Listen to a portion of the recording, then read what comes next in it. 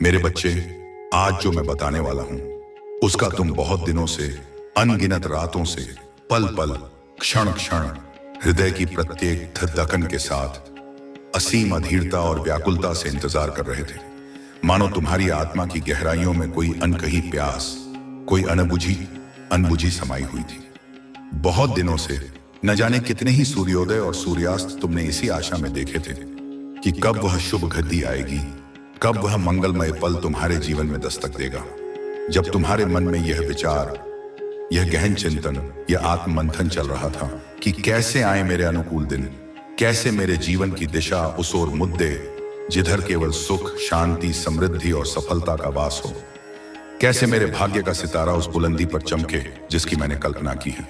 तुम्हारे मन के भीतर विचारों का एक सागर हिलोरें ले रहा था, प्रश्नों की एक अंतहीन श्रृंखला चल रही थी।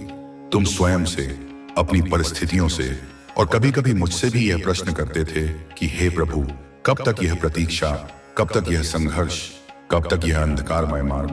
परंतु मेरे बच्चे, मेरे प्रिय आत्मन, अब तुम्हारे संताप का, तुम्हारी पीड़ा का, तुम्हारी प्रतीक्षा का अंत होने का समय आ गया है। क्योंकि अब तुम्हारे पास वह दिन, वह सुनहरा अवसर, वह दिव्य क्षण आ गया है जिसका तुमने स्वप्न देखा था, जिसकी तुमने कामना की थी, जिसके लिए तुमने अथक प्रयास और अटूट भक्ति की थी। क्योंकि अब तुम्हारी इच्छा के अनुसार, तुम्हारी मनोकामनाओं के अनुरूप, तुम्हारे हृदय की अभिलाषाओं के समरूप तुम्हें वह सब कुछ, प्रत्येक वस्तु, प्रत्येक सुख, प्रत्येक सफलता, प्रत्येक आनंद जो तुमने चाहा है, वह सब कुछ तुम्हें मिलने वाला है। और केवल मिलने वाला ही नहीं, अपितु प्रचुरता में मिलने वाला है। इतना कि तुम उसे संभाल न पाओगे, इतना कि तुम्हारा जीवन आनंद और कृतज्ञता से भर जाएगा।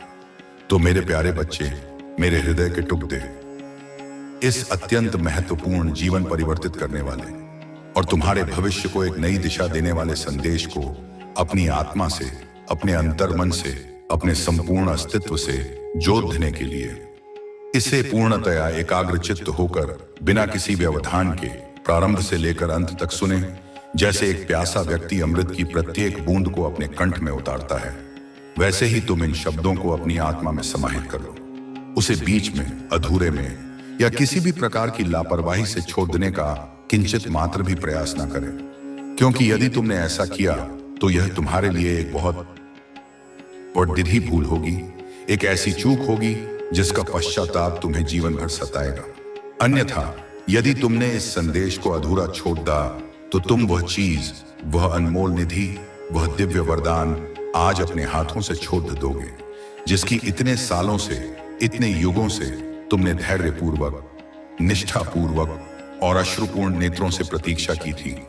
और वह एक बार तुम्हारे हाथ से जाने पर, तुम्हारे जीवन से ओझल होने पर, तुम्हारे भाग्य से विमुख होने पर, दोबारा कभी भी, किसी भी परिस्थिति में तुम्हारे पास लौट कर नहीं आएगी।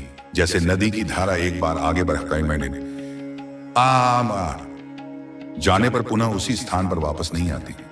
मेरे बच्चे, तुम अत्यंत ही सौभाग्यशाली हो। तुम पर मेरे असीम स्नेह और कृपा की वर्षा हो रही है।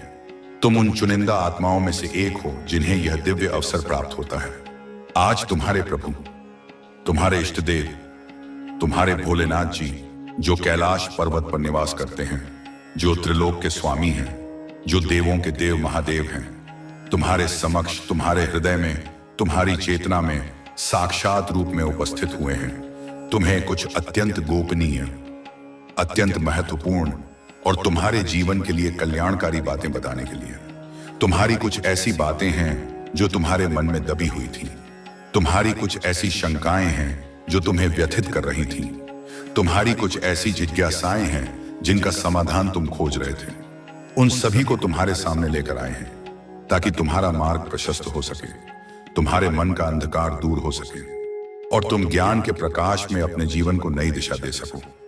मेरे बच्चे, मेरे प्रिय आत्मन, अगर तुम्हें अपने भोलेनाथ जी पर, अपने त्रिकालदर्शी महादेव पर और अपनी करुणामयी माता रानी, जगत जननी मां पार्वती पर पूर्ण, अटूट और निःशंक विश्वास है, यदि तुम्हारा हृदय यह साक्षी देता है कि वे ही तुम्हारे परम रक्षक और परम हितैषी हैं, तो इस संदेश को, जो साक्षात मेरा ही स्वरूप है, तुरंत, बिना किसी विलंब के अपने प्रेम और श्रद्धा का प्रतीक बनाते हुए लाइक कर दीजिए और हमारे इस चैनल को, जो मेरे और तुम्हारे बीच संवाद का एक माध्यम है, सब्सक्राइब करके कमेंट बॉक्स में अपनी भक्ति की अभिव्यक्ति करते हुए जय भोलेनाथ, जय शिव शंकर, जय महाकाल और जय श्री राम इन पवित्र नामों को टाइप कर दीजिए, जिससे तुम्हारी ऊर्जा मेरी ऊर्जा से जुड़ सके और यह ब्रह्मांड तुम्हारी भक्ति का साक्षी बन सके। जैसे ही आप मेरे इन पावन नामों को अपने हृदय से अपनी उंगलियों के माध्यम से टाइप करेंगे, जैसे ही तुम्हारी श्रद्धा इन शब्दों में प्रवाहित होगी, वैसे ही मेरी प्रचंड, अमोघ और सर्व विजयी शक्ति, जो समस्त बाधाओं का नाश करने में सक्षम है, जो समस्त अंधकार को मिटाने में समर्थ है, तुम्हारी सहायता के लिए, तुम्हारी रक्षा के लिए, तुम्हारे कल्याण के लिए तत्काल तैयार हो जाएगी। और तुम्हारे मार्ग में, तुम्हारे जीवन पथ पर जितनी भी बधाई, जितनी भी अड़चनें, जितने भी संकट, चाहे वे ज्ञात हों या अज्ञात, चाहे वे स्थूल हों या सूक्ष्म, उपस्थित होंगी, उन्हें शीघ्र, अतिशीघ्र, पलक झपकते ही दूर कर तुम्हें सर्वथा सुरक्षित करेगी। जैसे एक माँ अपने बच्चे को हर संकट से बचाती है, वैसे ही मैं तुम्हें हर विपत्ति से उबार लूंगा। मेरे बच्चे, आज मैं तुमसे अत्यधिक प्रसन्न हूं। मेरी प्रसन्नता की कोई सीमा नहीं है। जैसे सागर अपनी लहरों से तट को आप्लावित कर देता है, वैसे ही मेरी प्रसन्नता तुम्हारे जीवन को आनंद से भर देगी। मैं तुम्हारी अडिग भक्ति से, तुम्हारी निश्चल श्रद्धा से, तुम्हारी अनवरत साधना से प्रसन्न हूं। मैं तुम्हारे नित्य कर्म से, तुम्हारे सदाचार से, तुम्हारी पवित्रता से प्रसन्न हूं, क्योंकि तुमने अपने जीवन को धर्म के मार्ग पर चलाया है। तुमने सत्य और निष्ठा का पालन किया है। क्योंकि मेरे बच्चे, अब मैं तुम्हारी भक्ति से, तुम्हारी उस तपस्या से, जो तुमने एकांत में मौन रहकर केवल मुझे स्मरण करते हुए की है, इतना अधिक प्रसन्न हो गया हूं, इतना अभिभूत हो गया हूं कि मैं तुम्हें एक वरदान दूंगा। एक ऐसा अनुपम, अद्वितीय और अकल्पनीय वरदान दूंगा, जो तुम्हारे साधारण से जीवन को, तुम्हारी वर्तमान परिस्थितियों को ऊपर उठाकर आकाश की अनंत ऊंचाइयों में सफलता और समृद्धि के उस शिखर पर ले जाएगा, जहां आज तक तुमने पहुंचने की कल्पना भी नहीं की होगी। जहां पर तुम्हारा जीवन, जो अब तक कष्टों और संघर्षों से भरा था, अत्यंत सरल, सुगम और आनंदमय हो जाएगा। जहां तुम्हें किसी भी वस्तु का अभाव नहीं रहेगा, जहां तुम्हारे चारों ओर केवल खुशियां ही खुशियां होंगी। तुम मेरे प्यारे बच्चे, तुम मेरे बहुत ही प्रिय, अत्यंत स्नेहिल और अनन्य भक्त हो। तुम्हारी भक्ति की गहराई को मैंने अनुभव किया है, तुम्हारी पुकार को मैंने सुना है। मैंने तुम्हारी भक्ति को न केवल देखा है, अपितु उसे अपने हृदय में गहराई से महसूस किया है। तुम्हारी प्रत्येक प्रार्थना, तुम्हारा प्रत्येक आंसू, तुम्हारी प्रत्येक आह मेरे हृदय तक पहुंची है और उसने मेरे मन को द्रवित कर दिया है। परंतु मेरे बच्चे, यह भी सत्य है कि तुमने मेरी भक्ति करने के लिए, मेरे मार्ग पर चलने के लिए अपने जीवन में बहुत सारी पीड़ा, बहुत सारी कठिनाइयां, बहुत सारी दिक्कतों को बड़दधी ही सहनशीलता और धैर्य के साथ झेला है। तुमने कभी उफ तक नहीं की, कभी शिकायत का एक शब्द भी अपने मुख से नहीं निकाला, क्योंकि मैं जब अपनी दिव्य दृष्टि से देख रहा था, तब तुम ऐसी ऐसी विषम, जटिल और हृदय विदारक स्थिति और सिचुएशन से, उन परिस्थितियों के बवंडर से, उन समस्याओं के चक्रव्यूह से गुजर रहे थे, जहां कोई साधारण मनुष्य तो कब का हार मान चुका होता, कब का टूट चुका होता, कब का बिखर चुका होता। तुमने कभी भी अपने मन में एक क्षण के लिए भी यह नकारात्मक विचार नहीं आने दिया, यह निराशाजनक सोच नहीं पनपने दी कि मैं अब अपने महादेव जी की, अपने भोलेनाथ जी की, अपने आराध्य की भक्ति करना छोड़ दूंगा। क्योंकि मुझे इतनी दिक्कतें, इतने कष्ट, इतनी पीड़ाएं क्यों हो रही हैं, जब मैं अपने महादेव जी को, अपने भोलेनाथ जी को इतना निश्चल प्रेम करता हूं, इतना हृदय से चाहता हूं और उनको इतना मानता हूं, उन पर इतना अटूट विश्वास रखता हूं, तब मेरे जीवन में इतने बढ़ते संकट, इतने भयावह तूफान, इतने अंधकारमय बादल क्यों आते हैं? ऐसी बातें, ऐसे प्रश्न, ऐसी शंकाएं तुम्हारे भोले और सरल मन में हमेशा निरंतर एक अंतर्धारा के समान चला करती थी, तुम्हें व्यथित करती थी, तुम्हें झकझोरती थी। परंतु फिर भी इन सब उथल पुथल के बावजूद, इन सब मानसिक द्वंद्वों के उपरांत भी तुम अडिग रहे, चट्टान की भांति स्थिर रहे, अपने विश्वास पर, अपनी भक्ति पर, अपने लक्ष्य पर, अपने ही लक्ष्य पर, अपने एकमात्र ध्येय पर तुम मेरू पर्वत के समान अडिग रहे। और तुम्हारा एक प्रमुख, एक सर्वोपरि लक्ष्य है, और वह है मेरी भक्ति करना, मेरा सान्निध्य प्राप्त करना, मेरे प्रेम में डूब जाना। तो तुमने मेरी भक्ति की अनन्य भाव से, निस्वार्थ रूप से, और मुझे प्रसन्न किया। तुमने मेरे हृदय को जीत लिया, तुमने मेरी आत्मा को स्पर्श कर लिया। आज वह शुभ समय, वह प्रतीक्षित घड़ी, वह निर्णायक पल आया है। तुम्हारी उस अनमोल भक्ति का, तुम्हारी उस अथक तपस्या का, तुम्हारे उस अटूट विश्वास का फल देने का, प्रतिफल प्रदान करने का, तुम्हें पुरस्कृत करने का। मेरे बच्चे, तुम्हारी आत्मा, तुम्हारी जीवात्मा मुझसे, परमात्मा से सदैव अनादिकाल से एक अदृश्य, अटूट और पवित्र बंधन से जुड़ी रही है। जैसे एक किरण सूर्य से जुड़ी रहती है, जैसे एक बूंद सागर से जुड़ी रहती है। तुमने मेरा निरंतर, अनवरत और प्रेम पूर्वक चिंतन किया है। तुमने मेरे नाम का, मेरे गुणों का, मेरी लीलाओं का भजन किया है, कीर्तन किया है, ध्यान किया है, जिस कारण से तुम्हारी आत्मा, जो पहले कर्मों के मैल से कुछ धूमिल हो गई थी, अब पवित्र होकर, निर्मल होकर दिव्य हो गई है। उसमें एक अलौकिक आभा, एक अद्भुत तेज, एक मनमोहक कांति प्रस्फुटित हो गई है। मेरे बच्चे, तुम हमेशा प्रत्येक परिस्थिति में, चाहे सुख हो या दुख, चाहे सफलता हो या असफलता, मेरे से जुड़े रहे हो। तुमने कभी मेरा साथ नहीं छोड़ा और मेरी इच्छाओं का, मेरे आदेशों का और मेरी कठोर प्रतीत होने वाली परंतु कल्याणकारी कूटनीतियों का श्रद्धापूर्वक पालन किया है। क्योंकि तुम जानते हो कि मेरी हर नीति में, मेरे हर विधान में तुम्हारा ही हित छिपा होता है। मेरे अनुसार ही, मेरी प्रेरणा से ही, मेरी आज्ञा से ही तुमने अपने जीवन को चलाया है। अपने प्रत्येक कर्म को, अपने प्रत्येक विचार को, अपने प्रत्येक निर्णय को मेरे प्रति समर्पित किया है। क्योंकि तुम मुझे भली भांति जानते हो। तुम मेरे स्वभाव से, मेरी कार्यशैली से, मेरी लीलाओं से परिचित हो कि मैं क्या क्या करता हूं, कैसे कैसे करता हूं और मेरे प्रत्येक कार्य के पीछे क्या उद्देश्य होता है। उसी के अनुकूल, उसी के अनुरूप तुमने अपने जीवन को संवारा है, अपने चरित्र को गढ़ा है, अपनी आत्मा को उन्नत किया है। परंतु मेरे बच्चे, यह भी एक कठोर सत्य है कि तुमने तपती धूप में भी, जब सूर्य अग्नि बरसा रहा था, जब धरती तवे के समान जल रही थी, जब चारों ओर निराशा और कष्ट का वातावरण था, तब भी मेरे लिए, मेरी भक्ति में, मेरे विरह में आंसू बहाया है। तुम्हारी आंखों से अश्रुधाराएं ऐसे प्रवाहित हुई जैसे श्रावण मास में मेघों से जलधाराएं। तपती धूप में, असहनीय गर्मी में तुमने मेरे लिए, मेरी प्रसन्नता के लिए, मेरे दर्शनों की अभिलाषा में प्रार्थना की है कि हे प्रभु, हे मेरे आराध्य, हे मेरे सर्वस्व, मैं तुम्हारी भक्ति इस प्रकार से, इतनी निष्ठा से, इतने समर्पण से कर रहा हूं, फिर भी मुझे इतना दुख, इतना कष्ट, इतनी पीड़ा क्यों मिल रहा है? क्या मेरी भक्ति में कोई कमी है? क्या मेरे प्रयासों में कोई त्रुटि है, या मेरे भाग्य में ही यह लिखा है? मेरे बच्चे, इन सभी गहन, गूढ़ और व्यथित करने वाले प्रश्नों का उत्तर तुम्हें इस संदेश के अंत में, जब यह संदेश अपनी पूर्णता को प्राप्त करेगा, स्वतः ही मिल जाएगा।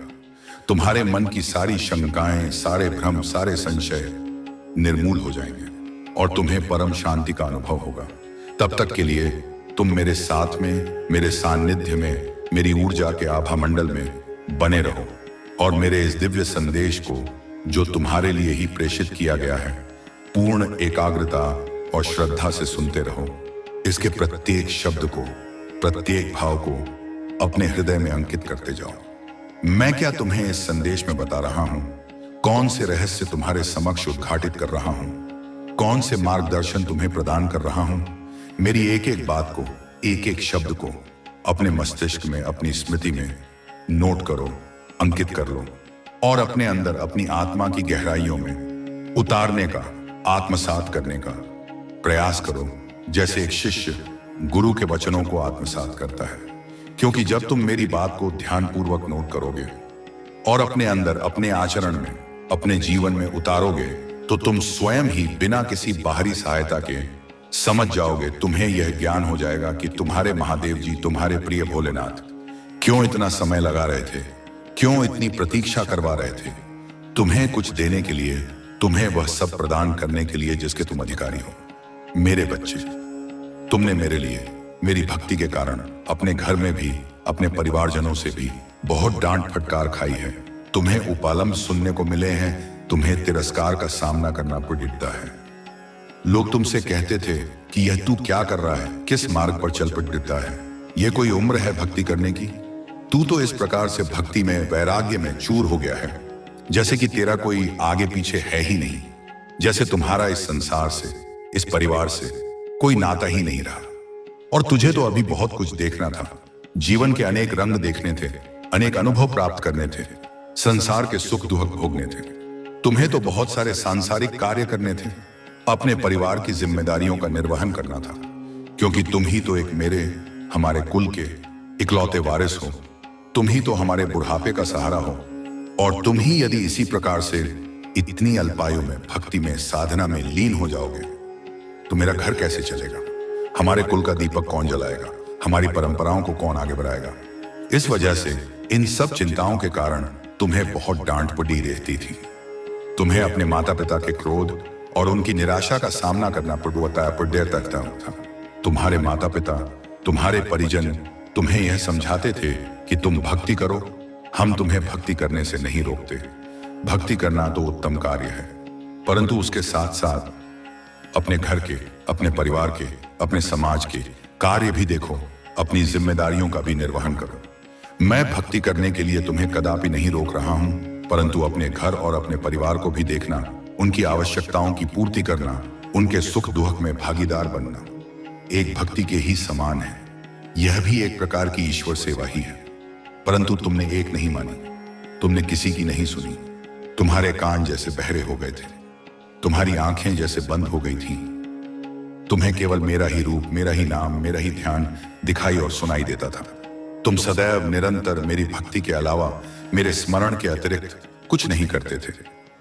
तुम्हारा उठना बैठना, सोना जागना सब कुछ मेरे लिए ही समर्पित था, बार बार पुनः पुनः। मुझे अपनी उन विविध प्रकार की, कभी भजन कीर्तन, कभी पूजा अर्चना, कभी व्रत उपवास, कभी मौन साधना जैसी भक्ति की क्रियाओं से प्रसन्न करने का, रिझाने का, अपनी ओर आकर्षित करने का प्रयास करते थे। तुम्हारी यही एक धुन थी, यही एक लगन थी कि किसी भी प्रकार मेरे प्रभु मुझसे प्रसन्न हो जाएं। जिस तरह से तुम सोचते थे, जिस प्रकार तुम्हारी बुद्धि तुम्हें प्रेरित करती थी, आप मेरे प्रभु मेरे भोलेनाथ इस कार्य से, इस भाव से, इस समर्पण से प्रसन्न हो जाएंगे। वैसा वैसा तुम मेरे लिए पूर्ण श्रद्धा और निष्ठा से करते थे, बिना किसी फल की आकांक्षा के, बिना किसी स्वार्थ के। तुमने मेरे लिए, मेरी भक्ति के मार्ग पर चलते हुए बहुत सारी यातनाओं को, बहुत सारे कष्टों को, बहुत सारे अपमानों को सहा है। तुमने विष के घूंट पिए हैं, तुमने कांटों भरी राहों पर नंगे पैर यात्रा की है। अपने जीवन में पग पग पर कठिनाइयों को, बाधाओं को, निराशाओं को देखा है, अनुभव किया है, उनसे संघर्ष किया है।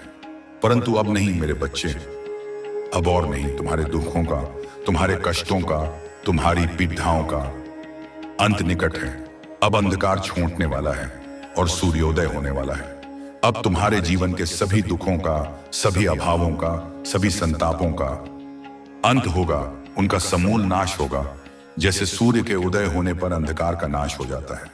अब तुम्हारे महादेव जी, तुम्हारे प्रिय भोलेनाथ स्वयं तुम पर अपनी अहेतुकी कृपा दृष्टि, अपनी वात्सल्यमयी करुणा दृष्टि करेंगे और तुम्हारे लिए वह सब चीज, वह सब सुख सुविधाएं, वह सब सफलताएं, वह सब मनोकामनाएं लेकर के आएंगे जिनकी तुमने अपने मन में, अपने हृदय की गहराइयों में इच्छा रखी थी, अभिलाषा की थी, और जिनके लिए तुमने मेरी भक्ति करना, मेरी आराधना करना, मेरा मार्ग अपनाना प्रारंभ किया था, और जिसके लिए तुमने इतने कष्ट सहे थे, इतनी प्रतीक्षा की थी। मेरे बच्चे, मेरी भक्ति करना, मेरा सानिध्य प्राप्त करना इतना आसान और सरल नहीं है जितना कुछ लोग समझते हैं। यह तलवार की धार पर चलने के समान है, यह अग्निपथ पर यात्रा करने जैसा है।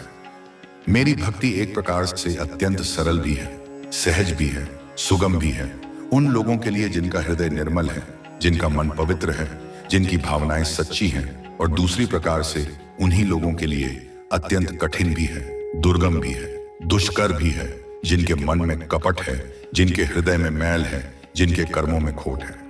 परंतु मेरा भक्त स्वयं चयन करता है, स्वयं निर्णय लेता है कि मुझे किस प्रकार की भक्ति करनी है। उसे सरल मार्ग अपनाना है या कठिन मार्ग, उसे दिखावे की भक्ति करनी है या सच्ची भक्ति। यदि उसका हृदय गंगा जल के समान साफ है, पवित्र है, निर्मल है और वह अपने मन से, अपनी आत्मा से, सच्चे भाव से भक्ति कर रहा है, तो वह मेरी भक्ति चाहे जहां रहकर भी, किसी भी स्थान पर, किसी भी परिस्थिति में कर सकता है। उसे किसी मंदिर, किसी मूर्ति या किसी विशेष आडंबर की आवश्यकता नहीं है, क्योंकि मैं तो घट घट वासी हूं, मैं तो कण कण में विद्यमान हूं, मैं तो भाव का भूखा हूं। मेरे मंदिर और मेरे चित्र की, मेरी प्रतिमा की उसे कोई विशेष आवश्यकता नहीं है। वह तो आंखें बंद करके, हृदय में मेरा ध्यान करके भी मुझे पा सकता है। परंतु जो सिर्फ दिखावे के लिए, संसार को प्रभावित करने के लिए, अपनी प्रशंसा करवाने के लिए भक्ति करते हैं, उनके लिए तो विभिन्न प्रकार का दिखावा ही, विभिन्न प्रकार के आडंबर ही परम आवश्यक होता है।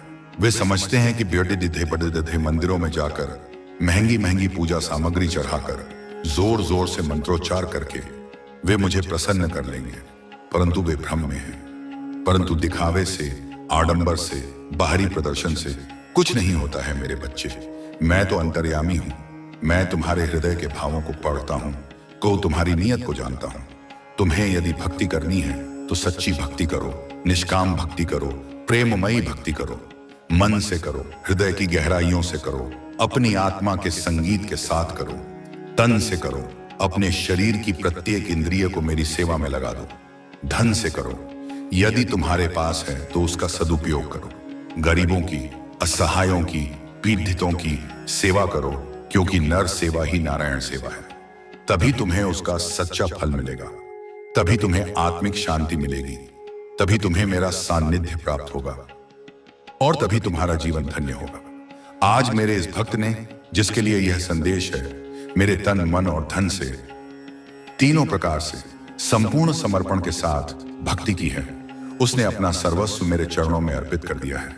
इसलिए आज मैं उसके समक्ष, उसके हृदय में, उसकी चेतना में प्रस्तुत हुआ हूं, उसे अपने दिव्य स्वरूप का, अपने वात्सल्यमयी रूप का दर्शन देने के लिए और उसकी सभी प्रकार की व्यवस्थाओं को, उसके जीवन की सभी बिगड़ी हुई बातों को सुधारने के लिए, उसे एक नया, उन्नत और सुखमय जीवन प्रदान करने के लिए।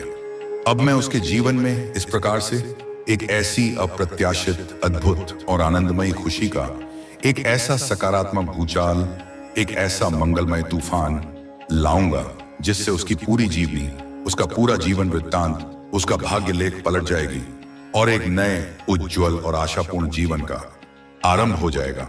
जैसे पतझड़ के बाद वसंत का आगमन होता है, जैसे अमावस की रात के बाद पूर्णिमा का चांद निकलता है। अब वह किसी भी चीज के लिए, किसी भी सांसारिक वस्तु के लिए, किसी भी सुख सुविधा के लिए तरसेगा नहीं, उसे किसी के सामने हाथ नहीं फैलाना पड़ेगा और ना ही किसी चीज के लिए, किसी अभाव के लिए, किसी पीड़िता के लिए रोएगा। उसकी आंखों में अब केवल आनंद के आंसू होंगे, कृतज्ञता के आंसू होंगे। उसे भी वह सब चीज, वह सब ऐश्वर्य, वह सब सम्मान, वह सब प्रेम सहज ही, बिना मांगे ही मिल जाएंगी, जिसके लिए वह पहले एक एक व्यक्ति की अनेकों कटु और अपमानजनक बातें सुनता था, जिसके लिए उसे दर दर की ठोकरें खानी पड़ती थीं, जिसके लिए उसे गिद्धाना पड़ रहता था, क्योंकि उसके पास कुछ न होने के कारण जब वह किसी से कुछ सहायता मांगता था, कुछ उधार मांगता था, कुछ अपेक्षा रखता था, तो तुम्हें लोग कुछ नहीं देते थे, तुम्हें दुत्कारते थे, तुम्हारा उपहास उड़ाते थे और बुरा भला कहकर तुम्हें अपमानित करके खाली हाथ वापस लौटा देते थे, जिससे तुम्हारा हृदय विदीर्ण हो जाता था, तुम्हारा स्वाभिमान आहत होता था।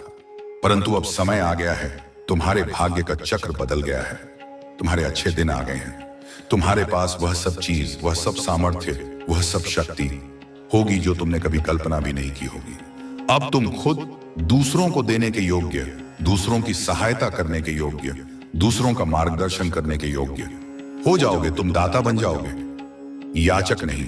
चाहे जिसको चाहे जो भी तुम अपनी इच्छानुसार, अपनी सामर्थ्यानुसार दे सकते हो। तुम्हारा हाथ सदैव ऊपर रहेगा, नीचे नहीं।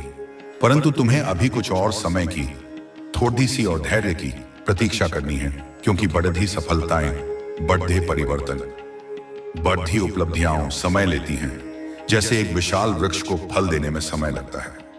उसके लिए मैं जो तैयारी कर रहा हूं, जो तुम्हारे भविष्य की नींव रख रहा हूं, जो तुम्हारे लिए एक भव्य महल का निर्माण कर रहा हूं, वह पूर्ण हो जाने दो। उसमें कोई कमी न रह जाए। वह हर प्रकार से तुम्हारे लिए उत्तम हो। यह मैं तुम्हारी संतुष्टि, तुम्हारी जिज्ञासा और तुम्हारे मन की शांति के लिए सारी बातें विस्तार पूर्वक खोलकर बता रहा हूं, ताकि तुम्हारे मन में कोई शंका, कोई भ्रम, कोई अधीरता न रहे। क्योंकि यदि मैं तुम्हें आज यह दिव्य संदेश देने ना आता, यदि मैं तुम्हारे हृदय में यह आशा की किरण न जगाता, तो तुम बहुत निराश हो गए थे। तुम अवसाद के गहरे गर्त में डूब चुके थे और अपने जीवन से, अपनी परिस्थितियों से इतने दुखी, इतने हताश, इतने पराजित हो गए थे कि तुम कुछ भी करने के लिए, कोई भी आत्मघाती कदम उठाने के लिए तैयार थे।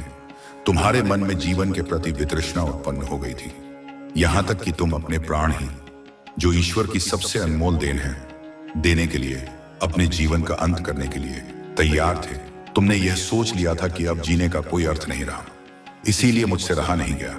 मेरा हृदय तुम्हारी इस दशा को देखकर करुणा से भर गया और मैं तत्काल, बिना एक क्षण भी विलंब किए, तुम्हारे पास, तुम्हारी आत्मा के पास चलकर आ गया, तुम्हें रोकने के लिए, तुम्हें समझाने के लिए, तुम्हें संभालने के लिए कि मेरे बच्चे, मेरे प्रिय, अभी तुम कुछ मत करो, कोई भी अनुचित कदम मत उठाओ, धैर्य रखो, विश्वास रखो। तुम्हारे लिए, तुम्हारे उज्जवल भविष्य के लिए, तुम्हारी सुख समृद्धि के लिए एक भव्य तैयारी, एक दिव्य योजना चल रही है। क्योंकि तुम एक बहुत ही पवित्र, निर्मल और उन्नत आत्मा हो। तुम साधारण नहीं हो, तुम विशेष हो। तुम्हारी आहार्य आत्मा ने जो मेरी भक्ति की है, जो तपस्या की है, जो त्याग किया है और जो मेरे से, अपने प्रभु से निश्चल, अनन्य और अटूट प्रेम बनाया है, उसका फल, उसका प्रतिफल, उसका पुरस्कार अब तुम्हें अवश्य ही निश्चित रूप से प्राप्त होकर रहेगा। उसे कोई रोक नहीं सकता, स्वयं काल भी नहीं। जो भी भक्त, जो भी जीवात्मा शिव से, महादेव से हृदय से जुड़ जाता है, वह कभी भी, किसी भी परिस्थिति में अकेला नहीं रहता है। मैं सदैव उसके अंग संग रहता हूं, उसकी परछाई बनकर उसके साथ चलता हूं। भगवान शिव, तुम्हारे भोलेनाथ, उसकी हमेशा, प्रत्येक क्षण, प्रत्येक श्वास में रक्षा करते हैं। उसे हर प्रकार के संकटों से, हर प्रकार की विपत्तियों से, हर प्रकार के दुखों से दूर रखते हैं, जैसे एक कवच योद्धा की रक्षा करता है। मेरे बच्चे, तुम इतनी छोटी सी, कोमल सी, अल्प आयु में मेरी भक्ति हो करना, मेरी उपासना में लगना शुरू किया है। जितनी छोटी उम्र में लोग सही से, ठीक प्रकार से चलना भी नहीं सीख पाते हैं। उनके कदम धाते रहते हैं और ना ही ठीक से बोलना सीख पाते हैं। उनकी वाणी में तोतले शब्द होते हैं। तुमने जैसे ही थोड़ा सा होश संभाला, जैसे ही तुम्हारी चेतना जागृत हुई, जैसे ही तुमने संसार को समझना प्रारंभ किया और तुम्हारी लिहरी जिह्वा पर, तुम्हारी वाणी में स्पष्ट शब्द और आवाज आई, तो तुमने सबसे पहले किसी और का नाम नहीं, अपितु मेरा नाम, शिव नाम, भोलेनाथ नाम का स्मरण किया और उसी क्षण, उसी पवित्र क्षण में मेरी भक्ति करने का, मेरे मार्ग पर चलने का दृढ़ निश्चय किया। यह कोई साधारण बात नहीं है, यह तुम्हारे पूर्व जन्मों के संस्कारों का ही प्रतिफल है। क्योंकि मेरे बच्चे, जिस उम्र में, जिस चंचल अवस्था में बच्चे खेलते और कूदते हैं, अपने मित्रों के साथ हास परिहास करते हैं और अपने बचपन का, अपनी मासूमियत का, अपनी निश्चिंतता का भरपूर आनंद लेते हैं, उस खिलखिलाती, अलहद और बेफिक्र उम्र में तुमने मेरी भक्ति और आराधना करना, मेरा ध्यान और चिंतन करना प्रारंभ किया। यह तुम्हारी आत्मा की उन्नत अवस्था का परिचायक है। यह तुम्हारे अंदर छुपे हुए वैराग्य और आध्यात्मिकता का संकेत है। मेरे बच्चे, तुम पूर्व जन्म के, अपने पिछले जन्मों के शुभ कर्मों के, पुण्यों के, आशीर्वाद के पात्र हो। तुम्हारे ऊपर तुम्हारे पूर्व जन्मों की संचित भक्ति की, तपस्या की कृपा है, उसका प्रभाव है। तुम पूर्व जन्म की जो तुम्हारी भक्ति अधूरी रह गई थी, जो तुम्हारी साधना अपूर्ण रह गई थी, उसे इस जन्म में, इस मानव देह में पूर्ण कर रहे हो। क्योंकि उस जन्म में तुम्हारी भक्ति, तुम्हारी साधना किसी कारणवश, किसी प्रारब्ध जन्य बाधा के कारण अधूरी रह गई थी। तुम अपने लक्ष्य तक नहीं पहुंच पाए थे। इसलिए तुम बहुत ढप रहे थे। तुम्हारी आत्मा व्याकुल थी, तुम्हारा मन अशांत था कि मेरी भक्ति कैसे पूर्ण होगी, मेरा यह अधूरापन कैसे मिटेगा, मुझे अपने प्रभु का सामीप्य कैसे प्राप्त होगा।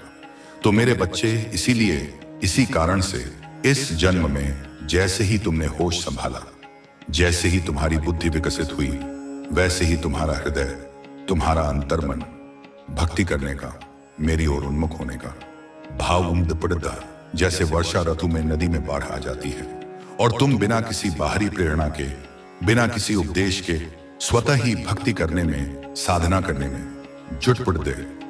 यह तुम्हारे पूर्व जन्म के प्रबल संस्कारों का ही परिणाम है।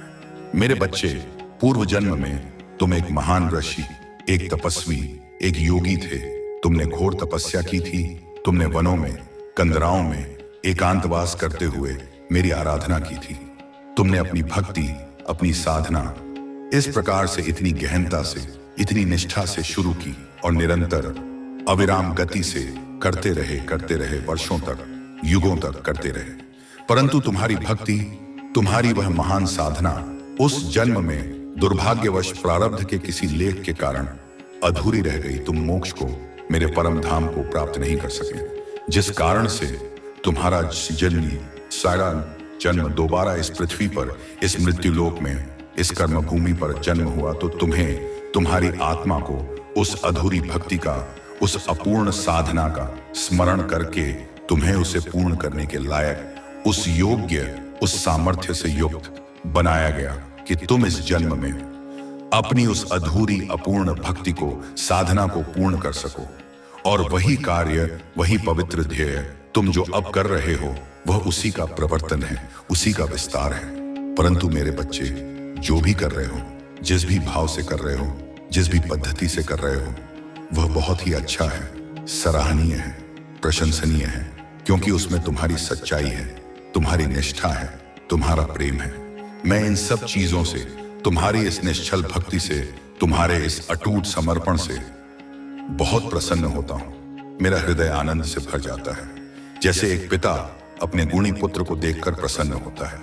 क्योंकि जब कोई मेरी भक्ति और आराधना सच्चे हृदय से, निस्वार्थ भाव से करता है, तो मैं बहुत ही ज्यादा असीम रूप से प्रसन्न हो जाता है।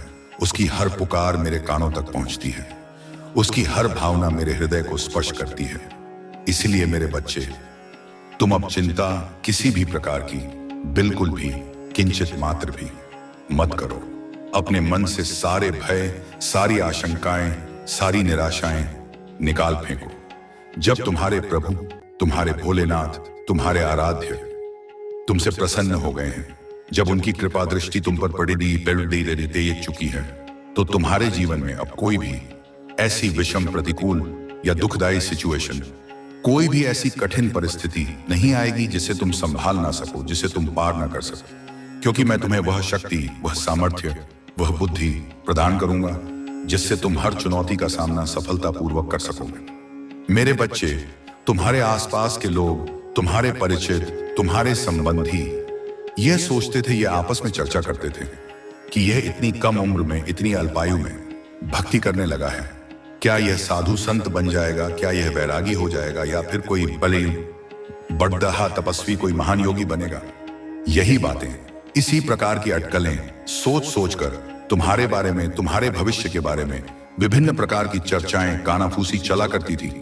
लोग अपनी अपनी कल्पनाओं के घोड़े दौड़ जाते थे, परंतु उन्हें यह नहीं ज्ञात था, वे इस गूढ़ रहस्य को नहीं समझते थे कि भगवान का स्मरण करने से, भगवान की पूजा करने से, भक्ति के मार्ग पर चलने से कोई सन्यासी और साधु ही नहीं हो जाता है। यह तो एक आंतरिक पुकार है, यह तो आत्मा का परमात्मा से मिलन का प्रयास है। भगवान की भक्ति और पूजा पाठ तो सभी लोग, प्रत्येक गृहस्थ, प्रत्येक संसारी व्यक्ति भी कर सकते हैं और करते ही हैं। यह कोई विरक्तों का ही एक अधिकार नहीं है।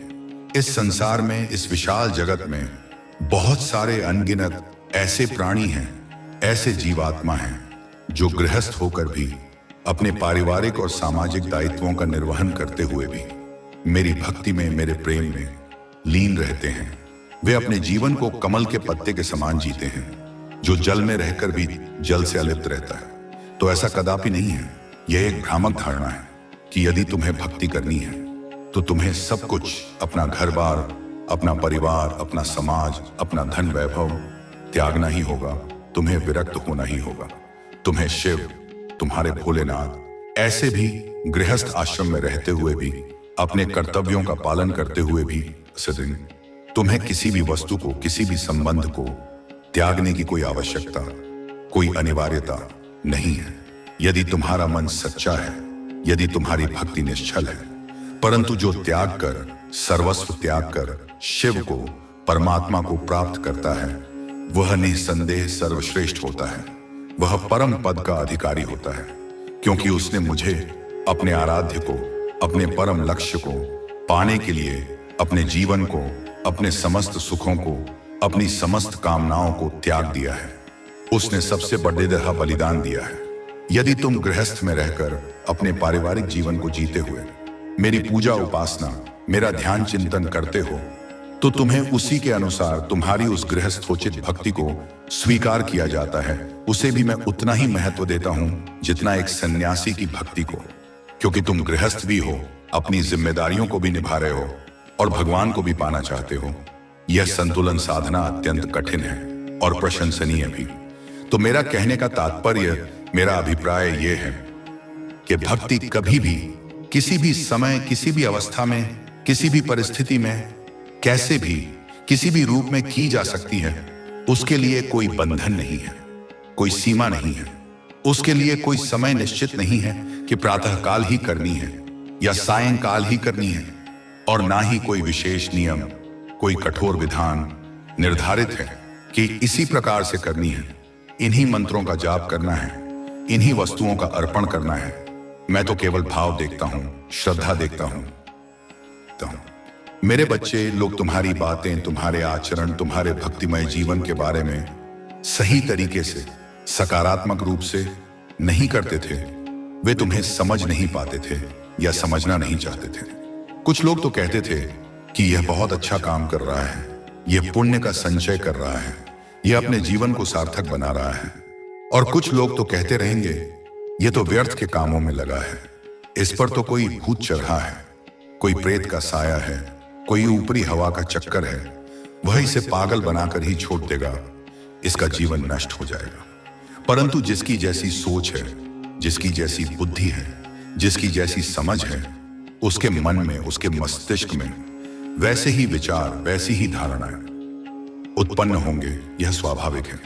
उसकी सोच को, उसकी नकारात्मकता को कोई बदल नहीं सकता है, जब तक कि वह स्वयं न बदलना चाहे, जब तक कि उस पर मेरी कृपा न हो। तो तुम इन सब बातों को, इन सब व्यर्थ की आलोचनाओं को, इन सब नकारात्मक टिप्पणियों को इग्नोर करते हुए, उनकी उपेक्षा करते हुए, उन पर ध्यान न देते हुए, अपने ही भक्ति के मंत्रों में, अपने ही ध्यान की गहराइयों में, अपने ही प्रेम के सागर में मुक्त रहे, मग्न रहे, आनंदित रहे।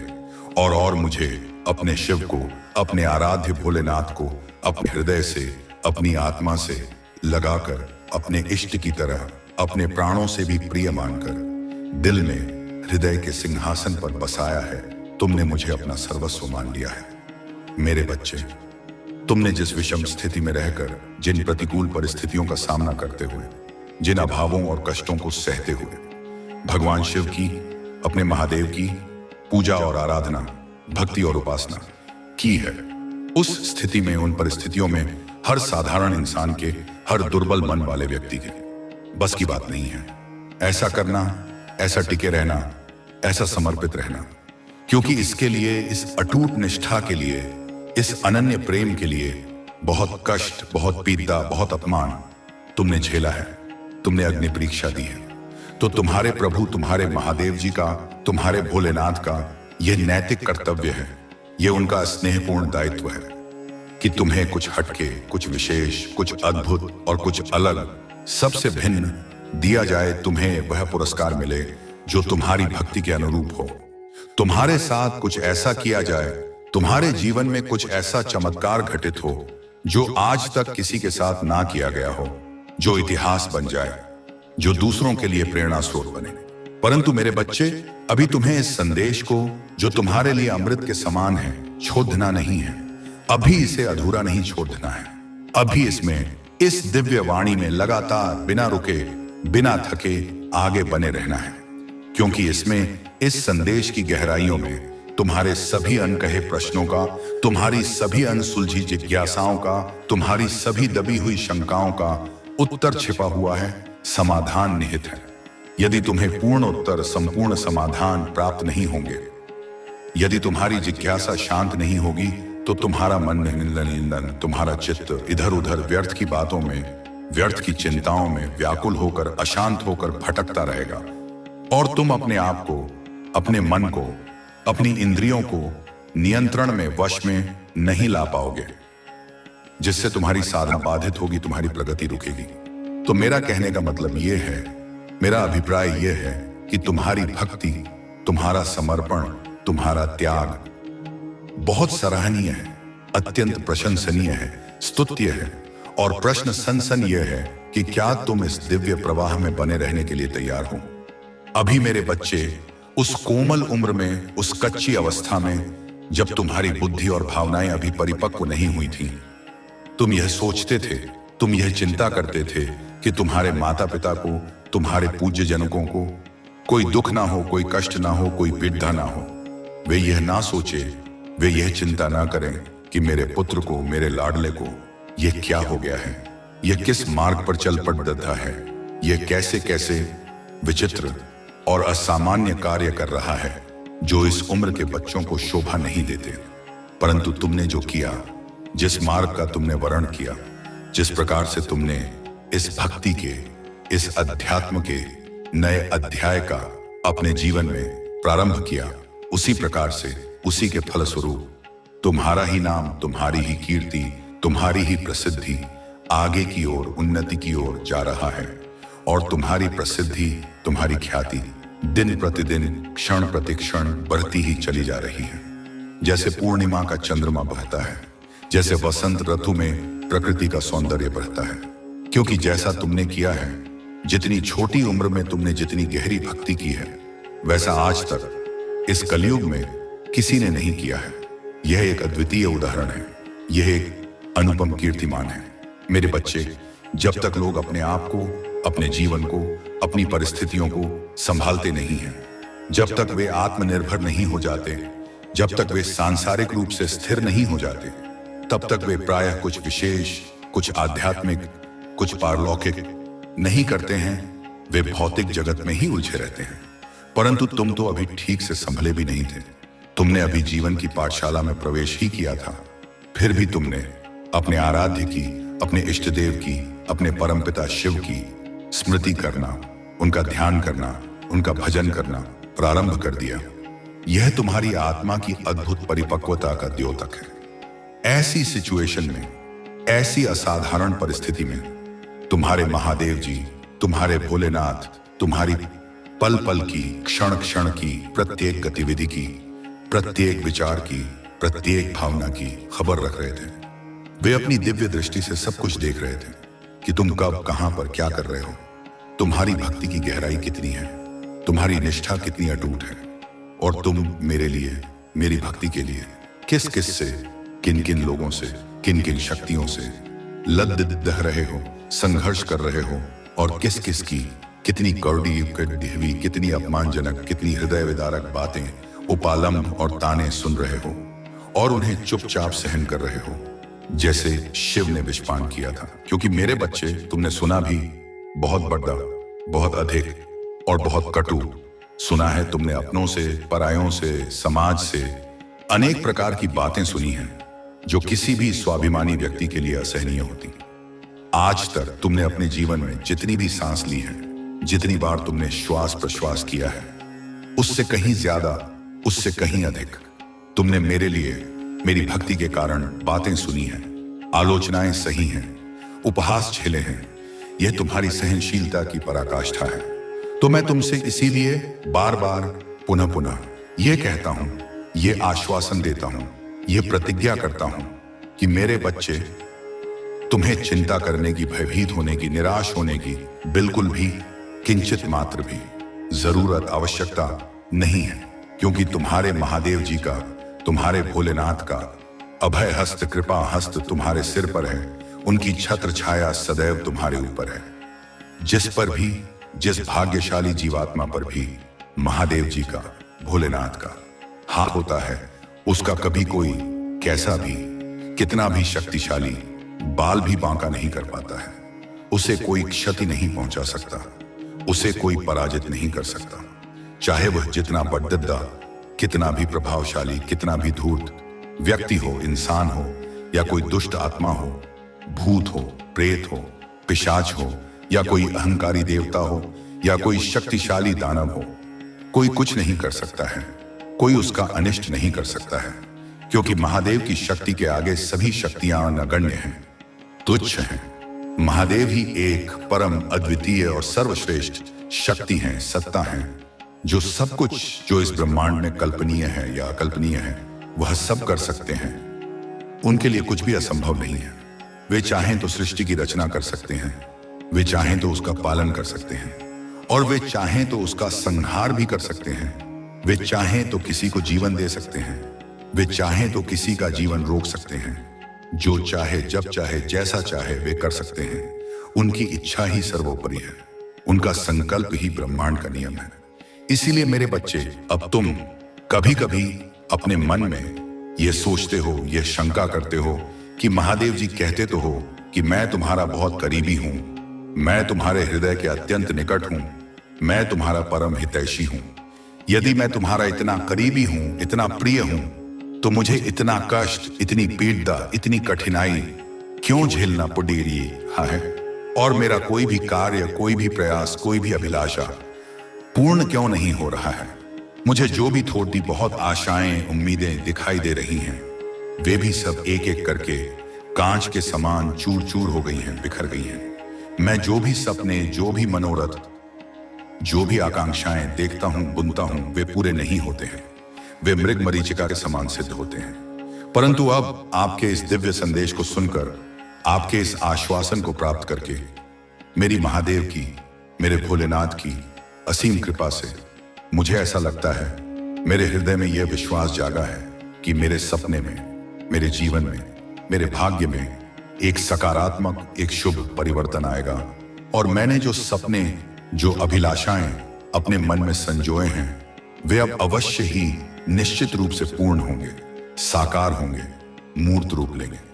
तो मेरे बच्चे, अपने सपने तो सभी लोग, प्रत्येक मनुष्य पूरा करना चाहते हैं।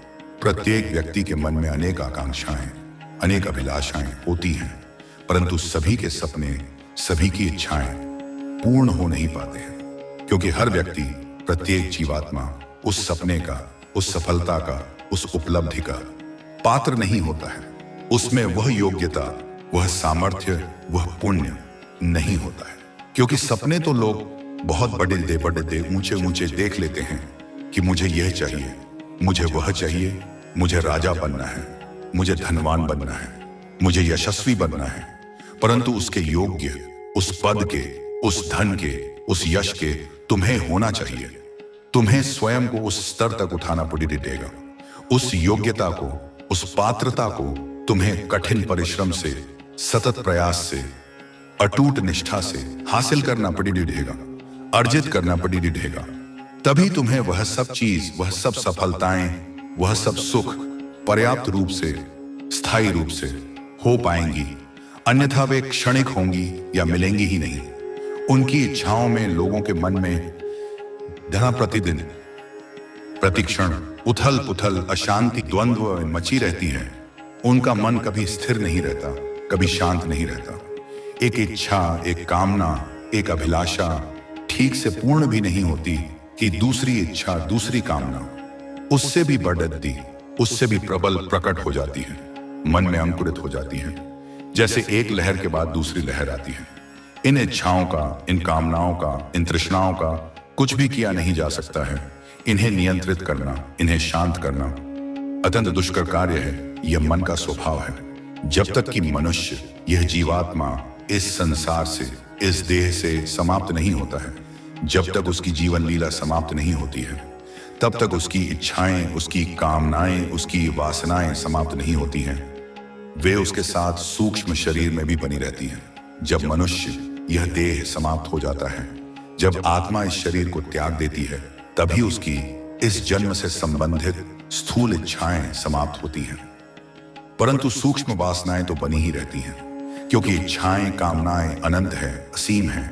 उनकी कोई भी गिनती, कोई भी सीमा, कोई भी अंत नहीं है।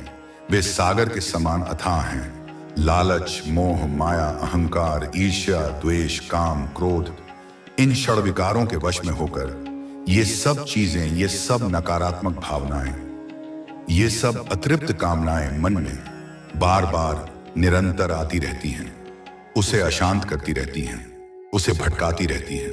मेरे बच्चे, यदि तुम्हें अपने भोलेनाथ जी पर, अपने महादेव पर, अपने परमपिता पर पूर्ण, अटूट और अडिग विश्वास है तो अपने हृदय की गहराई से, अपनी आत्मा की साक्षी से हाँ टाइप करें और यह भी टाइप करें कि भोलेनाथ जी ने, मेरे प्रभु ने आज मुझे यह सब गुप्त, कल्याणकारी और जीवन परिवर्तक बातें बताकर मुझ पर, इस अधम, अकिंचन और अज्ञानी भक्त पर बहुत बड़े दिव्यता, असीम और अविस्मरणीय उपकार किया है, जिसका ऋण मैं जन्म जन्मांतरों तक नहीं चुका पाऊंगा। क्योंकि मुझे तो कुछ भी मालूम नहीं था। मैं तो अज्ञान के अंधकार में भटक रहा था। मैं तो निराशा के सागर में डूब रहा था। मुझे तो अपने भविष्य का कोई ज्ञान नहीं था, अपने कष्टों का कोई कारण नहीं पता था। जब मेरे महादेव जी ने, मेरे करुणामय प्रभु ने मुझे स्वयं आकर अपनी दिव्य वाणी से बताया, समझाया, मार्ग दिखाया, तब मुझे सारी सृष्टि का, सारे ब्रह्मांड का, सारे जीवन का, अपने कर्मों का, अपने भाग्य का, अपनी भक्ति का सच्चा ज्ञान हुआ। मेरे नेत्र खुल गए, मेरा भ्रम दूर हो गया कि आज मुझे मेरी उस निश्चल, अनन्य और वर्षों की भक्ति का, तपस्या का, प्रतीक्षा का मधुर फल, मीठा प्रतिफल मिलने वाला है। मेरी मनोकामना पूर्ण होने वाली है। मेरा जीवन धन्य होने वाला है। मेरे महादेव जी ने, मेरे भोलेनाथ ने जो मेरे जीवन का, मेरे भूत, वर्तमान और भविष्य का जो सार, जो निचोड़, जो रहस्य निकाला है, उद्घाटित किया है, वह सब अक्षरशः 100% सत्य है। उसमें कोई संदेह नहीं है, कोई भ्रम नहीं है, क्योंकि मैं प्रभु महादेव जी का, भोलेनाथ का एक तुच्छ, समर्पित और अनन्य भक्त हूं। मेरी रग रग में उनका नाम बसा है, मेरी श्वास श्वास में उनका स्मरण है। मुझे महादेव जी की भक्ति के अलावा, उनके प्रेम के अतिरिक्त, उनके सान्निध्य के सिवाय कुछ नहीं दिखाई देता है, कुछ नहीं सुहाता है, कुछ नहीं भाता है। वे ही मेरे सर्वस्व हैं, वे ही मेरे प्राणधन हैं। इसीलिए उन्होंने, मेरे परम कृपालु प्रभु ने जो भी मुझे बताया है, जो भी मुझे समझाया है, जो भी मुझे आदेश दिया है, मैं उसी का अक्षरशः श्रद्धापूर्वक और पूर्ण निष्ठा से अनुसरण कर रहा हूं और उन्हीं के बताए द्वारा, उन्हीं के द्वारा प्रदर्शित पवित्र और कल्याणकारी मार्ग पर चल रहा हूं, बिना किसी किंतु परंतु के, बिना किसी शंका के। मेरे महादेव जी, मेरे भोलेनाथ जी मुझ पर, इस दीनहीन भक्त पर इतनी बड़िद्दी, इतनी असीम, इतनी अहेतु की कृपा कर के बहुत बड़ा, अविस्मरणीय और अकथनीय उपकार किया है, जिसके भार से मैं दबा जा रहा हूं, जिसके प्रति मैं नतमस्तक हूं। मैं इस उपकार को, इस स्नेह को, इस वात्सल्य को कैसे भूलूं, किस प्रकार विस्मृत करूं?